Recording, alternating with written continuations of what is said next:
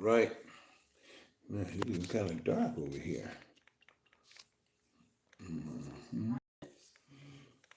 Greetings, everyone. Or should I say, Shabbat Shalom, Shabbat Shalom, Shabbat Shalom. Greetings, everyone. How is everyone doing on this beautiful Shabbat? Today is September 6th, 2025. That's September 6th, 2025. And today is a beautiful Shabbat, which is the beautiful Sabbath day. And this is the assembly of the righteous.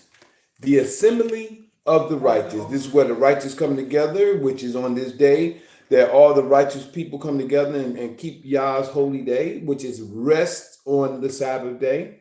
And this day we're supposed to teach and share diligently with our children. We teach them the Creator's laws and the words. When we're sitting in our house, when I lie down, when I rise up, when I walk us by the way. We're supposed to always speak on how each one teach one. This is how we all teach our families.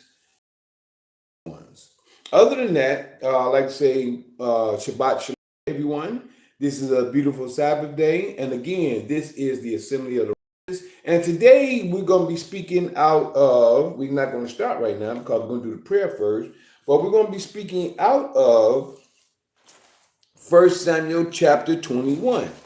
But before we go to 1 Samuel chapter 21, we're going to do the law, but shall I say, we're going to do the prayer, go into the law, and then share about the prophets. Did we do that every Sabbath, starting off, and then we go off from there into the scriptures or into the lesson for the day.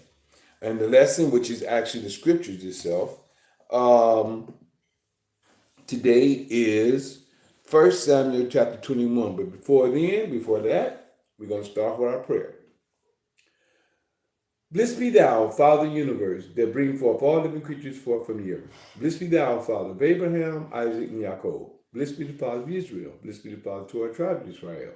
Thank you, Father, for all you've done, been doing, and planning to do. We ask you to keep giving us wisdom, knowledge, and understanding, life, health, and strength, food, shelter, and clothing. Let us be happy, healthy, wealthy, wise, and prosperous in all that we do. We ask you to keep leading and guiding us so we can help lead and guide others to your knowledge, your word, your ruach, and your way. We ask you to keep your arm protection around us at all times that we may be safe and sound from hurt, harm, and danger.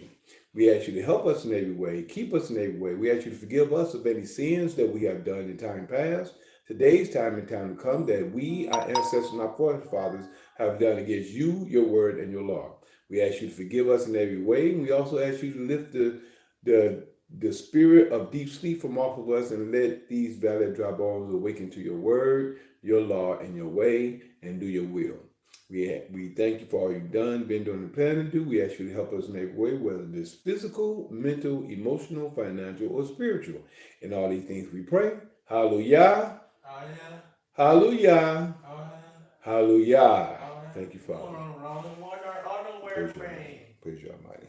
Praise you, Almighty. All right. I heard you over there, Mike. Underwear.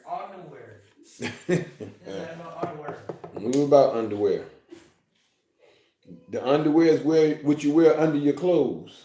Clothes. Mm-hmm. School buckle clothes. That's right. Clothes. Like a little chatty today. Those are clothes. Yep. Yes, sir. He's talking a lot more. Sell clothes on. Mm-hmm. No nakedness, clothes on. Right, no nakedness, clothes on, exactly.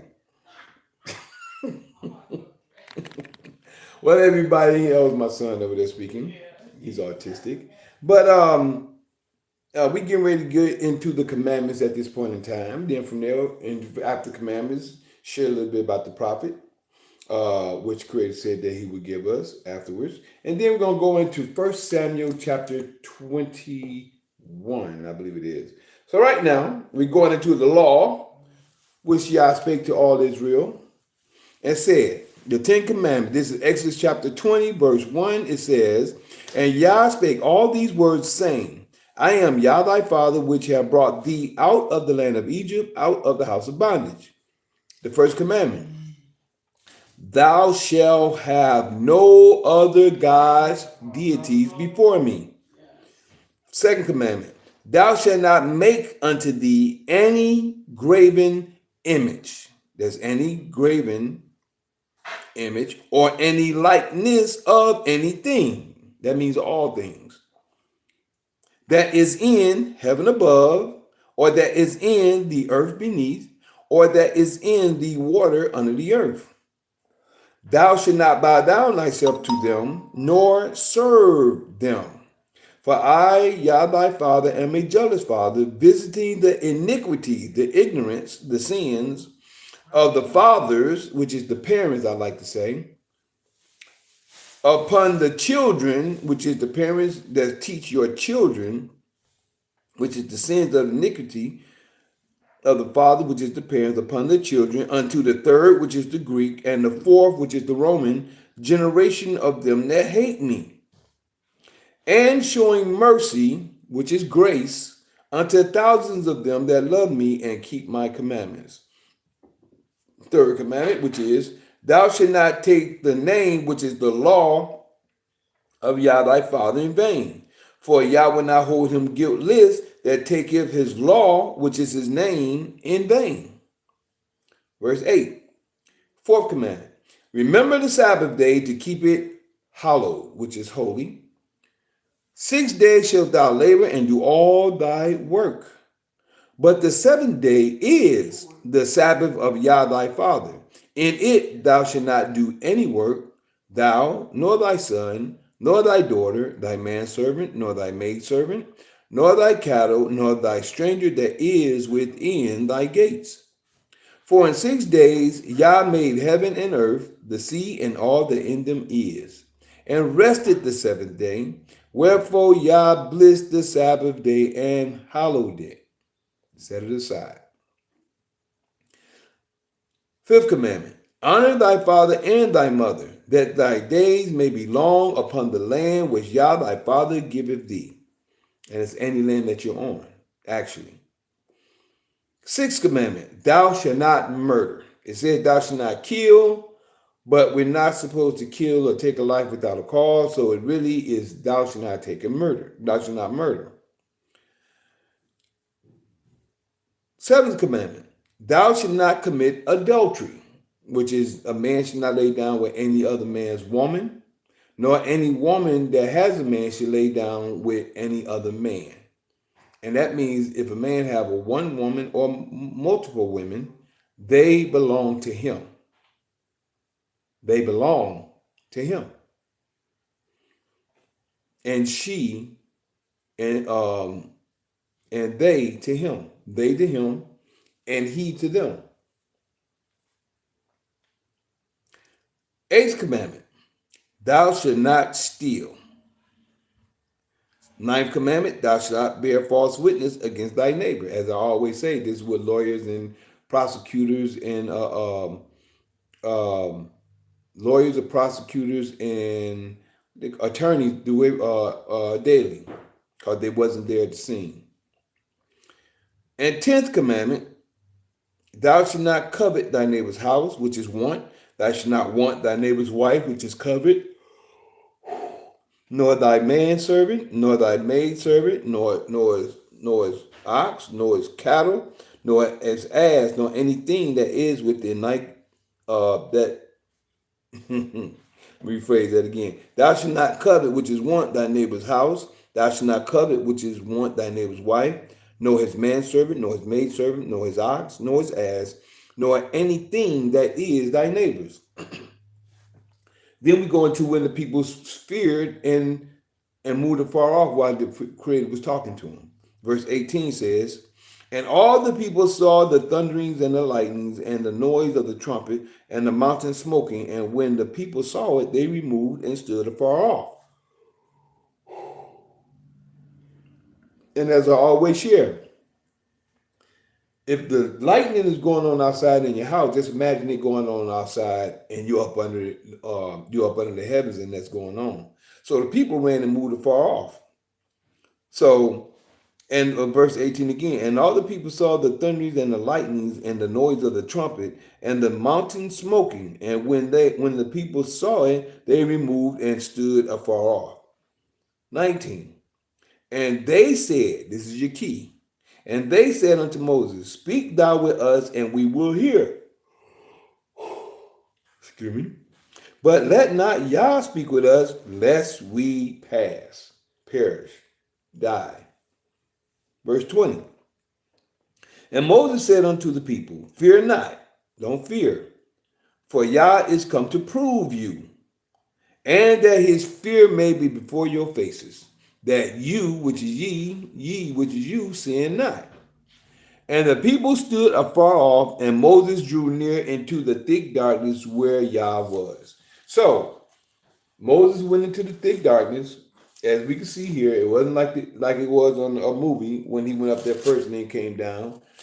They was there, and the Father spoke to him out of the smoking stuff on the mountain, out from that point. And this is where right after that Moses went into the mountains. And now we're going to go to the commentary, right, which goes along with Exodus chapter 18 through 20, chapter 20, verse 18 through 21, right over here in Deuteronomy chapter 9, Deuteronomy chapter 18, verse 15. Excuse me. The promised prophet in his time, or in its time, the promised prophet. Verse 15, Yah thy father will raise up unto thee a prophet from the midst of thee, of thy brethren. So you're going to raise up a prophet from Israel. Like unto me, unto him ye shall hearken. That means that when the Father speak to him, y'all listen. 16, according to all that thou desire of Yah thy father in Horeb in the day of the assembly, saying, this is when Yah said the same thing in Exodus chapter 19, chapter 20, verse 19. This is what y'all said, saying, let me not hear again the voice of Yah my father, neither let me see this great fire anymore, that I perish not. They spoke it right after the commandments, and it's being confirmed right here in Deuteronomy chapter 18. Verse 17. 18 verse 17 of Deuteronomy.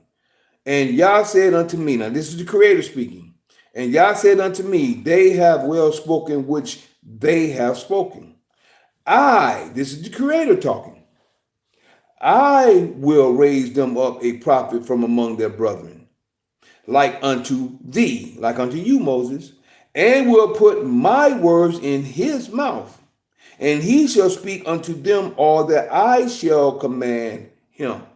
See, when the prophet comes, they speak in the name of Yah and in what the Creator said. Whatever the Creator say, this is what they speak. A lot of people say, oh, man wrote the book. Man wrote it, but they wrote it through the mouth and the voice of Yah coming through that man. Verse 19, and it shall come to pass that whosoever will not hearken unto my word, this is the Creator talking, my words which he shall speak, the key is in my name. I try to get people to see that all the time. When the prophet speak in the name of the Creator, in the Almighty, I will require it of him. 20. But the prophet which shall presume to speak a word in my name, which I have not commanded him to speak, or that shall speak in the name of other deities, which is God's, even that prophet shall die. That prophet gonna die. And if thou sayest in thine heart, how shall we know the word which Yah have not spoken? And the key again is, when a prophet speaketh in the name of Yah, if the thing follow not, nor come to pass, that is the thing which Yah has not spoken, but the prophet has spoken it presumptuously, Thou shalt not be afraid of him. Should not be afraid of those people that speak things that's not come to pass. But when you speak things according to the scripture that we know that has happened, according to prophecy, that's your key. So now we're in 1 Samuel chapter 21. And today's information, we're going to call this David flees from Saul. We're at the point now where David is fleeing from Saul. He did all he could to show him that he was loyal to him. And his jealousy came about when the ladies were singing the song saying Saul killed his 1,000, but David killed his 10,000. The spirit of jealousy, or like my baby say, the spirit of jealousy, but jealousy came upon Saul, and he's been envy of David ever since. Even though he killed Goliath, because the king didn't go out against him.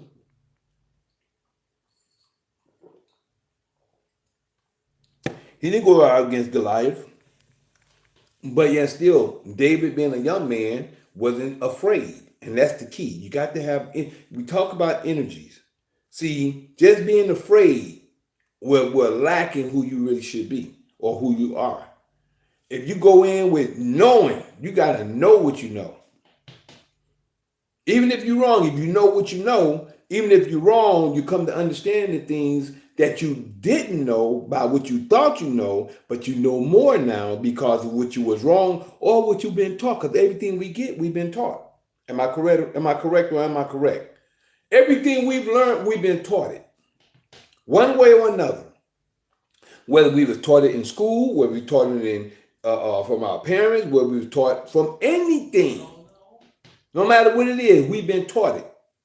And we've been taught in one way, whether we're reading it, studying it, preserve, however you, everything we've come to learn, with even the language we speak, we've been taught that language.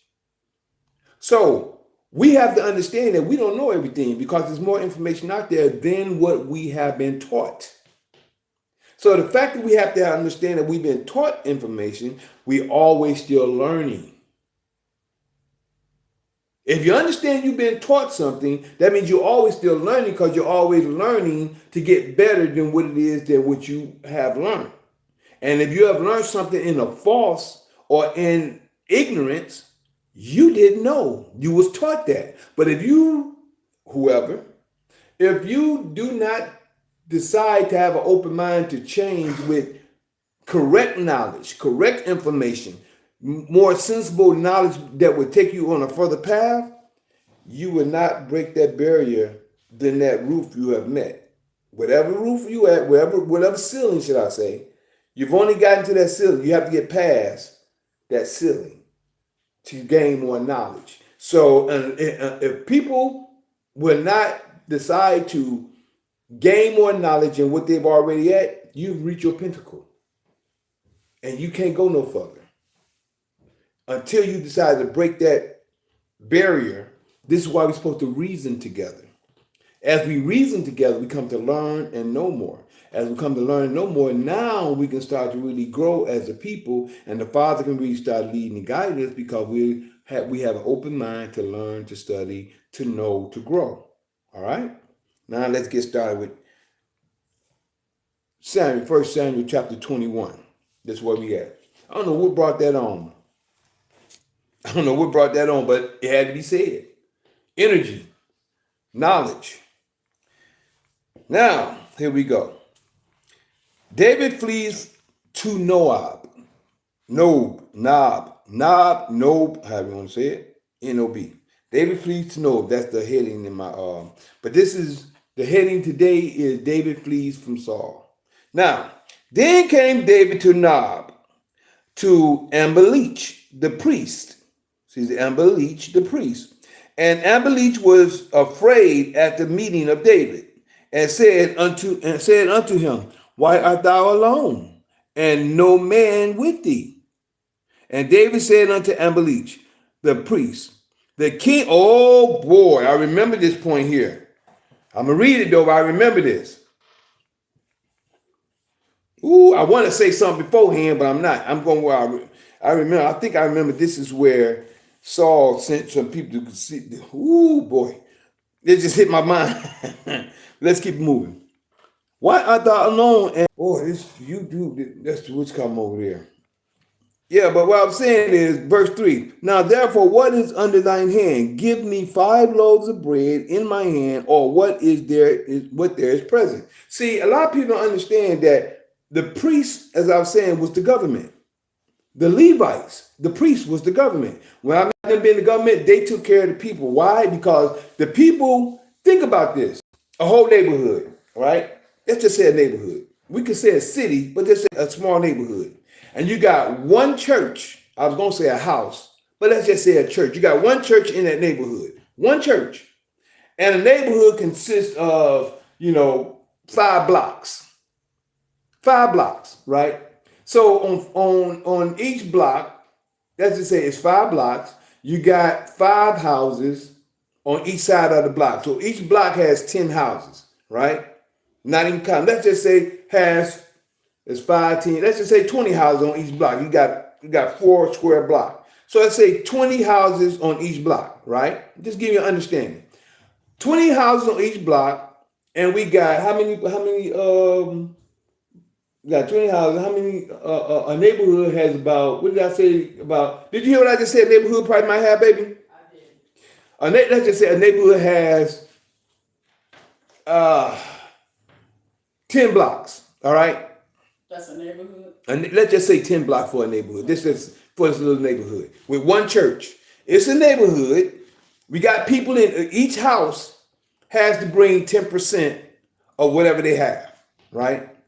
So you got 10 blocks, but you got 20 houses on each block. So 10 is 10 blocks, and it's 20. So you're looking at 20 times 10 is what? 200? Am I right? 10 times 20 is 200. Yeah. So you got 200 houses. You got 200 houses bringing 10%, what out of them, let's just say a month. 10% is a lot when it comes to 200 houses. But that one church is collecting all the different, let's just say, not just say what it is, the tithe. The tithe is the 10th. That one church is collecting food. A lot of people think it's just money. They're collecting food, animals, bread, 10% of whatever you're growing in your garden, 10% of the different animals, 10% or whatever have you. All them people are bringing it to that quote unquote church, and the church have a storehouse. Everything is stored from where the church or the priest supposed to have everything. This is why it always talk about the widows, the fatherless, the widows, the fatherless, the elderly. These people have to be taken care of. So your 10% goes to that quote unquote church, we'll say church, temple, place of worship. And that place of worship have things in the storehouse to be set up in order for the people to come that when it's needed. You know what I'm saying? That's what the 10% is really about. That's what and that's what the sacrifices was about. When they would bring stuff and they would sacrifice, the sacrifices was for the priests, because they didn't have stuff the way the people had it. They didn't have they just took care of the creator's situation. So the priest gave the laws and information, and then when the priest ate, they ate from what the people gave them. And what you gave them was supposed to be the best. You don't want to come give them something that's half rotten and stuff, and they got to put it up, and that's why it's supposed to be the best of everything. So this is just clear understanding about that situation when it comes to the priest. So, and that's why I understand when David came to him, David actually was asking for food. Even though he lied, but he still asked for food because he knew he was going to need it. He said, for 5 loaves of bread or whatever you got present. Now, what that sound like in your New Testament? Jesus. Jesus Two fish and 5 loaves of bread or something like that. Am I right, baby? Is that how that story go? 5 loaves of bread and 2 fish or whatever. You see where they get their story from? See where the New Testament get their story from? You got to read and understand. When you start to see, when you start to read, you start to see. 5 loaves of bread. He said, now, therefore, what is under thy hand? Give me 5 loaves of bread in my hand, or what there is present. What you ever got present. Verse 4. 1 Samuel 21:4. Now the priest answered David and said, there is no common bread under mine hand, but there is hallowed bread. You see that? This is what the priest said. There's no common bread under my hand, but there is hallowed bread. Say what, baby? That's what he got. What in the Vatican? Bread in the Vatican come from hallowed bread. Uh-huh.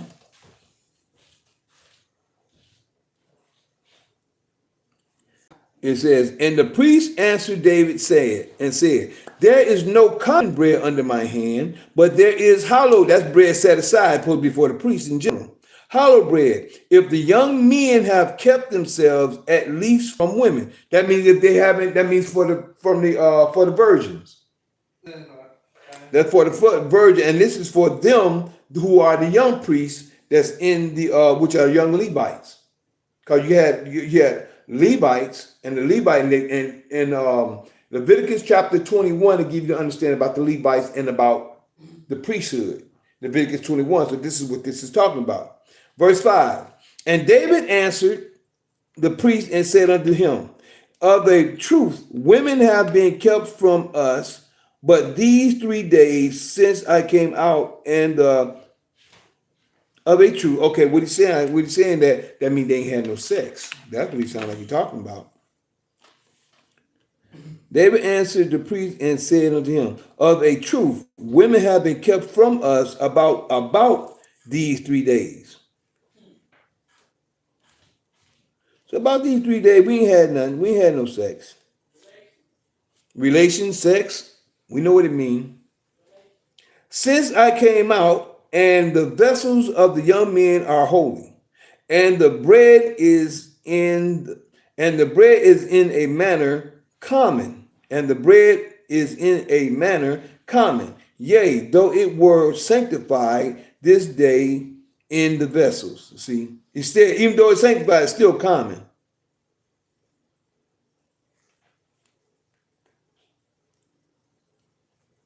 Because bread is bread. But it's set aside for the priest because they put the pray over it. But he's saying it's still common. Let me read that 5 one more time.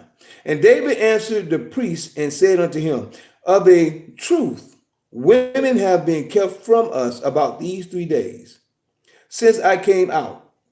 And the vessels of the young men are, matter of fact, that was right after the 3 days. That was after the new moon. Remember, it was the new moon when David was supposed to sit at the table with Saul, right? David wasn't there. And David and Jonathan made a pact, which you'll read in chapter 19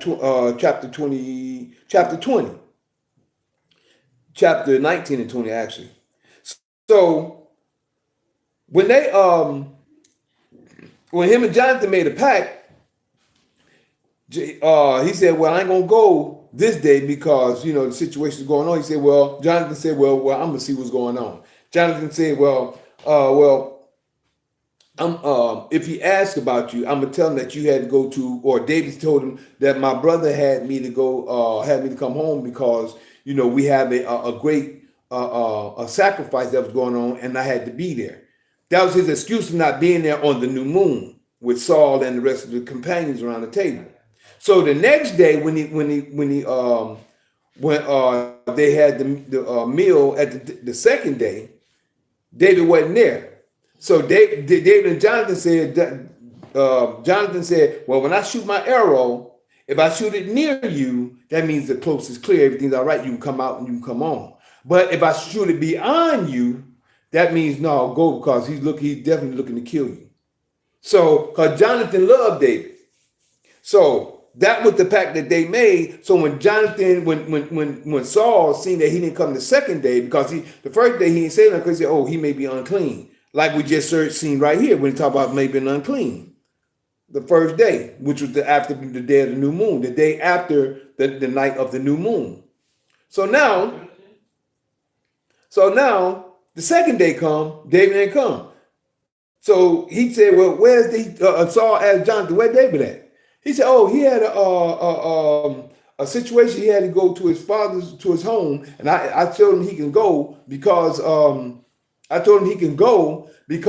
they had a great thing. His brothers and mother wanted him there. So, his brothers ordered him to be there by him being the youngest. He had to obey, so. But he the king, but he didn't tell him he had to be there at the table. So Jonathan said he let him go. And that key was for 20 and 31. I'm going to read that to you real quick. See, when that started going on, if you read all this, it tells you about what I just shared with you. I just shared with you in a nutshell. But what Saul was trying to do is get rid of David because David may be coming to be king, not knowing that he was going to be. He didn't know. But he knew that the kingdom was stripped from his hand. So, but verse 31 gives you the key why Saul was doing it. I'm going to give you that. Samuel chapter 20, verse 31 states. And he said this to Samuel. He said this. Saul said this to Jonathan. He said, for as long as the son of Jesse liveth upon the ground, thou shalt not be established. This is why David's kingdom is established. Thou shalt not be established, nor thy kingdom. Wherefore now send and fetch him unto me, for he shall surely perish or die. He said, go tell him to come here.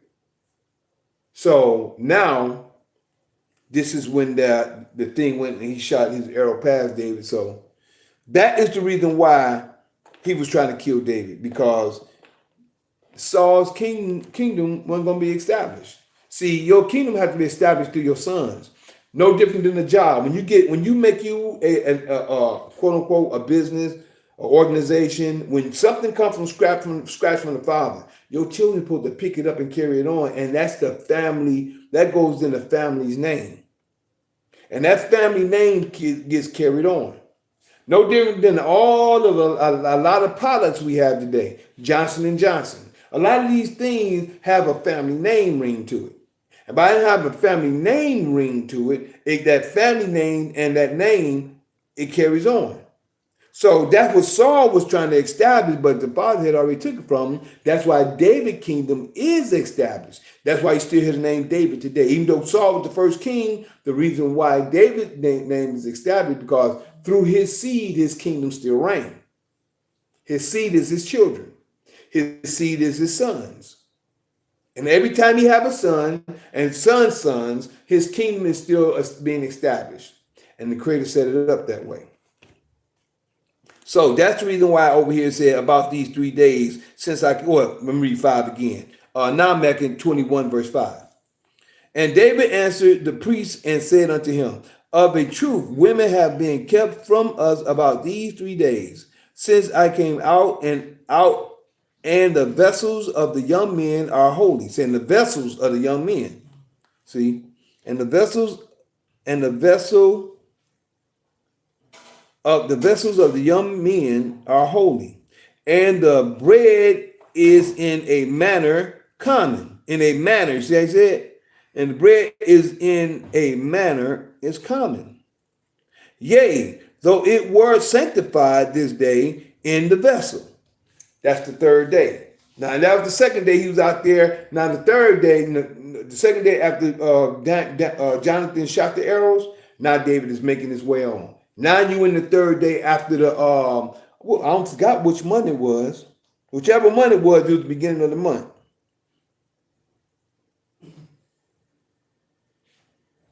And over here in 34, in 20 and 34, it says, so Jonathan arose from the table in fierce anger and did eat no meat the 2nd day of the month. See, this is how you follow the timeline, by studying. Matter of fact, let me get these down packed. That was the 2nd day of the month. He fierce anger and did eat no meat. The second day of the month. So he didn't eat nothing that day.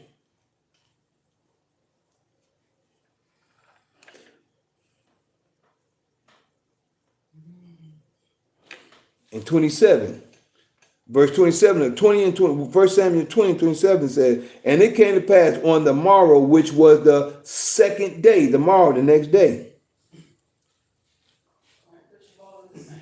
the second day of the month, that David's place was empty. And Saul said unto Jonathan, see, wherefore cometh not the son of Jesse to meet, neither yesterday nor today? See there? So it's just about following the timeline. And it says about these 3 days over here in 5. This is how you follow the timeline and get the keys and clues for what you need to see. Now, verse 24 of chapter 20, it says, so David hid himself in the field, and when the new moon was come, that new moon was the beginning of the month. The new moon was come. That was the new moon, and that means that was the moon, and then the day, the day. So the day of, or the day, I don't want to say day after the new moon, is the day of the new moon, which is that night, and then that day, was when all that was supposed to happen. So this, like I said, just about keeping timeline and understanding order. Now, 5 again. And David answered the priest and said unto him, of a truth, women have been kept from us about these 3 days since I came out, and the vessel of the young men are holy, and the bread is in a manner common, yea, though it were sanctified this day in the vessel. Verse 6. So the priest gave him hallowed bread. See that? So the priest gave him hallowed, sanctified bread. So the priest gave him hallowed bread, and this bread was supposed to be sanctified. Let me go ahead and put that in. So the priest gave him hallowed bread, for there was no bread there but the showbread that was taken from before Yah, to put hot bread in the day when it was taken away. To put hot bread that was taken from before Yah, to put hot bread in the day when it was taken away. So they had to put more bread there. So I guess bread is always supposed to be in there at that spot. So they put hot bread there. That means they put new bread there when the hollow bread was supposed to be sitting there. So the priest gave him hollow bread. And I think that was the abomination, because you were not supposed to go against the law no matter what. But you have to see certain things in order to understand certain things that happen behind certain things, because there's a cause and effect. And the Father don't go against his word or against his law. For there was no bread there but the showbread that was taken from before Yah, to put hot bread in the day when it was taken away. 7. Now a certain man of the servants of Saul was there that day. Check that out. Spies. I'm saying spies, but see, this is how you know when you never know who's watching you. Now, a certain man of the servants of Saul was there that day, detained before Yah. See, he was detained before Yah. And his name was Doge. Hey baby, how they say the Doge? How they say Doge today with Elon Musk know? Doge. How you spell it? D-O-G-E.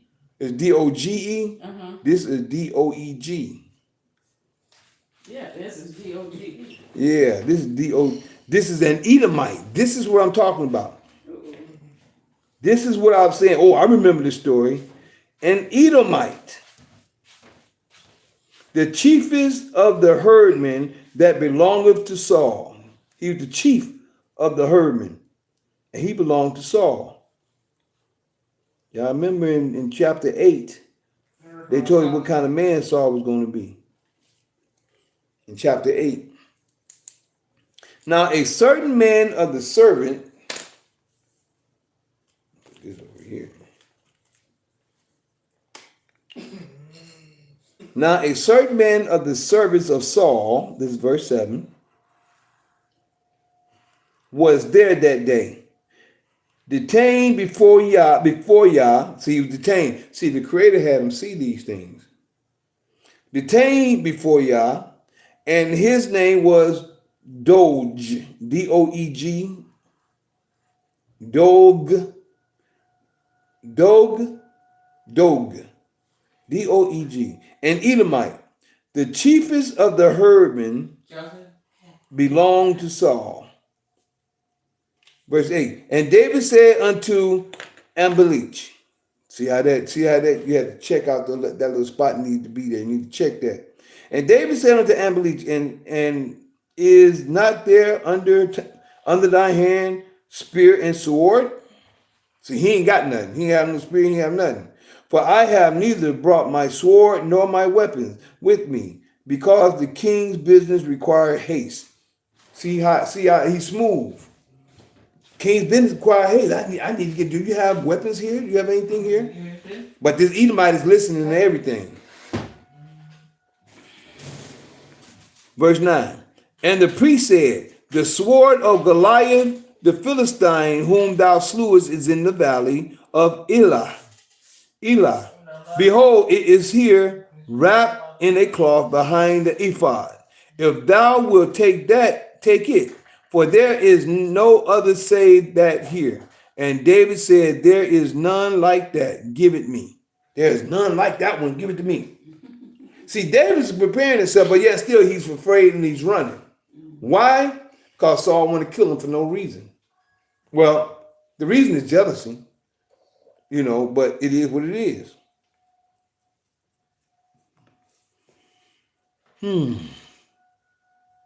David flees to Gath. Verse 10. And David arose and fled that day for fear of Saul. You see that? For fear of Saul, and went to Achish, A-C-H-I-S-H, Achish, the king Gath. He went to King Gath, king of Gath. 11. And the servants of Ashish, I think that's what it is. Achish said to him, is not this David the king of the land? Man, you see that? He gave David props. Is not this David the king of the land? He was handling things. While Saul didn't even go out to war no more. Did they not sing one to another of him in dances? Oh, okay, that's what he heard. Did they not sing one to another of him in dances, saying, Saul has slain his 1,000 and David his 10,000? See, and that's the reason why Saul got upset. That's why, and he gave him props himself. He said, the king of the land. So they heard that went out. I see why Saul was probably kind of jealous of that. That's embarrassing for you to be the king and someone give more props than you. And David, verse 12, and David laid up these words in his heart, and was sore afraid of Ashish, the king of Gath. He was scared of him. And he changed his behavior before them. He changed his behavior before them and feigned himself mad in their hands. Oh, he had like he was mad in their hands, and scrambled on the door of the gate, and let his spittle fall out upon his beard. Boy, he can act. He can act. Huh? His spittle did what?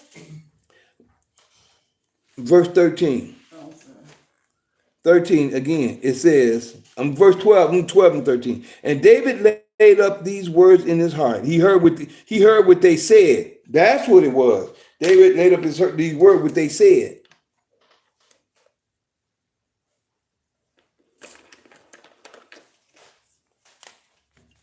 You know about stuff. He laid these words up in his heart. So now David acting crazy. 12. And David laid up these words in his heart and was sore afraid of Ashish, the king of Gath. I guess that's the best way to say it. 13. And he changed his behavior before him and feigned himself mad in their hands and scrambled on the doors of the gate and let his spittle fall down upon his beard. Then said Ashish unto his servants, Lo, ye see the man is mad, wherefore then have ye brought him to me? This man mad, which is crazy. What y'all gonna bring him to me for? Right. 15. Have I need of madmen, that ye have brought his fellow to play the madman in my presence? Shall this fellow come into my house? Now we're going to end it here and go into 22. So this is going to be the end of part 1. We'll be right back with part 2, which is chapter 22. We're going to do that in a few moments. I'm glad anyone that's here came to enjoy David flees from Saul. So right now, we're just going to say that I am that Mikael in Daniel chapter 12, verses 1, 2, 3. Yeah, that's me. Showing the holy people who they're really supposed to be. Waking them out of their dead beds, which is really in their heads. For all of you who's living in the new, this is for you. I'm the same Mikael in Revelations 12, battling that red dragon where Satan dwell, who deceiveth the whole world but prevaileth not, because the horn is blown without a doubt. This is prophesied for you to see that Mikael is really me. Thank y'all for your time, y'all patience, your listening ear. We're going to go into chapter 22, but as we can see, when a man is running from his life, he'll do about anything to keep it. Even though David was running, he had to lie to get some food. He had no bread. He left barehanded. He didn't have his weapons. I don't even think he had clothes. He went out in the field to see what was going on. Said, "Okay, I hope he ain't trying to do this." He knew he threw a javelin at him twice, and he jumped out the way. Matter of fact, I can say twice. I think it was 2 times, but it's 4 times. I think he did it. But however many times it was that Saul did it, he didn't want to make it seem. I can understand you want to deny. You in denial. Put it like that. But this right here is what David heard this point, and it was laid up in his heart. He remembered it from this point on. That's when it said, David laid up these words in his heart and was so afraid of the king of Gath. So he laid that up in his heart. He remembered that. So let me go ahead and get that real quick before we let it go. We pause over here on. I was so afraid shall the king of Gath. Yep. So, as we can see, be wise as a serpent, but harmless as a dove. Gotta be wise in the things you do. Agree with thy adversary quickly, as it says in the New Testament. All depends on how you do things, you know. When you're in danger, you already know what you need to do at times. So, we're going to pause you over here on Zoom. Don't tell me I didn't even record. Oh! You didn't record on the Zoom? I didn't record. I forgot to push record. Oh, wow. Recording in progress. Ain't this something? All this time, I did not record. So Zoom, I just want to share with you. We just got through doing chapter 21. I apologize. I did not record. I thought I had you recording. Oh man. But we just got done with chapter 21 of First Samuel, and this is called David flees from Saul. And you missed the first part. It was short, but mainly let me give you a synopsis since we're still here. What happened was David left in verse 20 in chapter 21. David left and went to Nob, N-O-B, because Saul, Jonathan found out that Saul was trying to kill David, which you will find in chapter 20. And what happened was David and Jonathan made a pact. And they already made a covenant together about the love they had for each other. Brotherly love, that is, not the way people think today. The brotherly love they had for each other. And they made a promise and a pact on each other. And then what they did was they made a plan. Jonathan told David, he said, well, you wait out there in the field. First David said, well, tell your father tell Saul that I went home to be with my parents because there's a great sacrifice they do every year. So by they doing this sacrifice every year, I have to be there. My brother and them told me I have to be there. So can you please, tell your father that? And he said, well, okay, so that was their plan. And then they said, well, he's going to be gone for I think it was planned to 3 days. He put me gone for 3 days.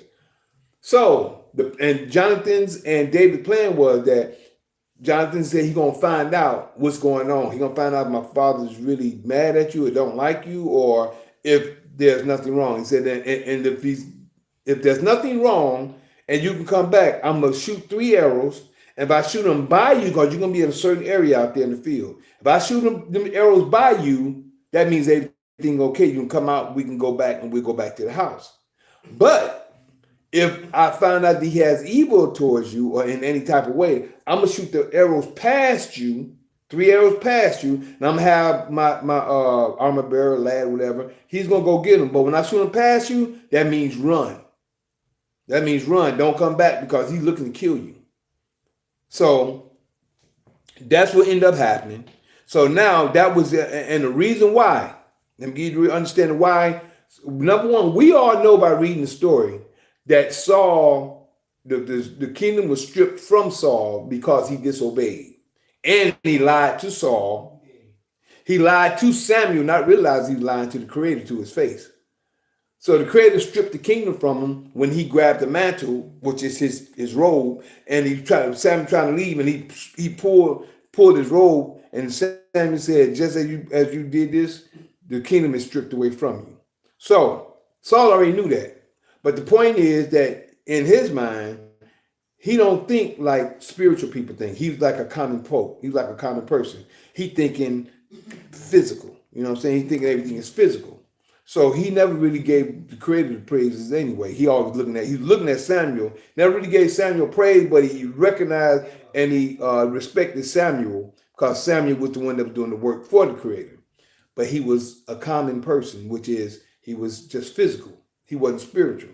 So at this point, he revealed why he was really trying to kill David right here. And this is in 1 Samuel chapter 20, verse 31.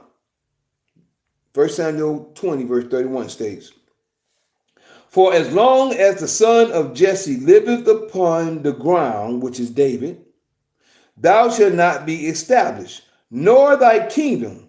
Wherefore now send and fetch him unto me, for he shall surely die. So Saul wanted to kill him because he know that the kingdom is supposed to go to Jonathan. Jonathan is the next one in line to get the kingdom because he's Saul's son.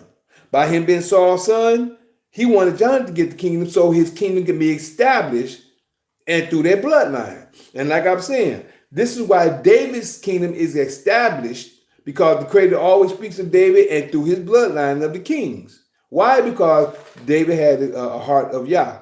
But now let's go over here to the conclusion, the reason why Saul was angry and wanted David dead. Because if you go in here, just before we got done in chapter 21, it states over here in the end of verse 11 and verse 12. At the end of 11 is, well, at the end of 11, but I'm just going to read 11 and 12 for you. Zoom. Verse 11. Well, let me read 10, because right here it says David flees to Gath. So I'm going to read 10, 11, and 12 for understanding. Right here. And David, this is 1 Samuel chapter 21 and 10. And David rose and fled that day for fear of Saul and went to Ashish. I'm calling it Ashish, the king of Gath. And the servants of Ashish said unto David, is not this David the king of the land? Did they not sing once? See, this is the people that heard what was said after he killed Goliath. Is not this David the king of the land? Did they not sing one to another of him in dances, saying, Saul has slain his 1,000 and David his 10,000? This is the reason why Saul wants to get rid of David. And if you notice right here, they also gave him props already at the age he was in. They said, is this not David, the king of the land? See, right here is the first time you hear him being king outside of him being anointed to be king. But this is the first time you heard him, gave him the props saying that he is the king. And this is the people of Gath. And did they not sing one to another of him in dances, saying, Saul has slain his 1,000 and David his 10,000? 12. And David laid up these words in his heart. So right here, he laid it up in his mind, in his heart. Man, king of the land. And was sore afraid of Ashish, the king of Gath. So he was afraid of him. And then now he started to act like a madman, started, scratching on the door and slide coming down his mouth. You'll find that from 13 through 15, which is the last parts of 21. So I apologize about that Zoom. You got everything in a synopsis. It was only 15 verses in chapter 21. And you didn't get the prayer. You missed the prayer, and you missed the commandments, and also the information and understanding about prophecy. So I apologize for that, not knowing that I didn't cut you on. Should have had, but I didn't. But you got the rundown, but you can go back and read the same information I just gave you. But if you go back and start reading the books themselves and study as you go, you'll find more information that you need to know. All right? So what we're going to do is now we're going into chapter 22. But first, I got to get the formalities because we're ending in part 1. This is the end of part 1. And also this is called David Flees from Saul. So this is the end of chapter 21 of 1 Samuel. And one more time, before we go, Zoom. I am that Mikael in Daniel chapter 12, verses 1, 2, 3. Yeah, that's me. Showing the holy people who they're really supposed to be. Waking them out of their dead beds, which is really in their heads. For all of you who's living in the new, this is for you. I'm the same Mikael in Revelations 12, battling that red dragon where Satan dwell, who deceiveth the whole world but prevaileth not, because the horn is blown without a doubt. This is prophesied for you to see that Mikael is really me. Oh yeah, and one other key point. In verse 7 over here, this right here is a certain man that overheard David getting the showbread from the priest, a hollow bread, showbread from the priest that was of the creators. But right here in verse 7 is a key verse I want y'all to see that's coming up. I believe in the next chapter, but it's coming up. And it's something I said, well, I remember this story when I first started seeing this at this point, when David went to go see the priest. And Ahimelech. Yeah, it's Ahimelech, not Abimelech. Ahimelech. It says, It's not that. It's leech. I say leech. Okay. Leech. I just call it leech, Lech. Verse 7 says, now a certain man of the servants of Saul was there that day, detained before Yah. He was detained. and his name was Doeg, Doeg, an Edomite, right? And when I first started at verse 1, I already knew what got some, and then I remember this point, but I didn't want to go on and give the spoil the story, but I remember the story. I remember the point of the story. An Edomite, the chiefest of the herdsmen that belongeth to Saul. And don't forget, Edom, he was a man of the field. He was the chiefest of the herd. I just had to say that point right there. He was the chiefest of the herdmen that belonged to Saul. That was his bloodline. That's in his blood. A man of the field. So he's the chiefest when it comes to that. Oh, what I'm doing here. Okay, I just wanted to lay that in there too, because point 2 is coming next in 22. So other than that, now Zoom, we'll be right back with part 2. I love you. Appreciate love you and always. Peace. Be right back. Zoom.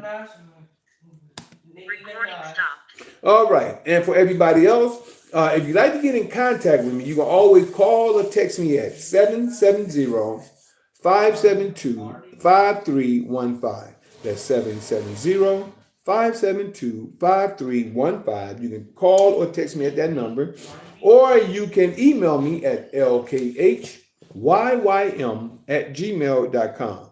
That's lkhyym@gmail.com. Excuse me. And you can also connect with me on YouTube and X, formerly known as Twitter. X, formerly known as Twitter. I used to say X Twitter. At JuicePro33. That's JUICEPRO33. That's JuicePro33. We're on there. That way you can catch all my other information. That's my YouTube, old YouTube, but my YouTube page that I'm using. Also, you can catch me on Instagram, which is L'chaim_the juice. That's my Instagram, and my TikTok, which is LKHYYM_THEJUICE. That's my TikTok and my Instagram. But also my other TikTok is Michael the Juice Harris, all one word, all together, which is MICHAELTHEJUICEHARRIS. That's all together on TikTok as well. Also, you have my Facebook. My Facebook is Mikael Harris, which is MI''CHAEL space HARRIS. MI''CHAEL space HARRIS. Now, if you'd like to catch the full version, which is Zoom, which I just had to give to in synopsis a few moments ago, which is a small version. My Zoom, which I would convert to video on YouTube under video, and also on Patreon and Rumble. Patreon.com/LKHYYM and Rumble.com/LKHYYM. All right. So other than that, we're going to end part 1. We'll be right back with David flees from Saul. Other than that, I thank you for your time, your patience, your listening ear, your seeing. I'm going to say bye over here to Instagram first. Appreciate, love you, and always. Peace. You all right now, Junior? It's all good. Busy hustle. What about Nipsey Hussle? All right. And over here on Facebook, I thank you for your time, your patience, your listening ear, and your seeing eye. Appreciate, love you, and always. Peace.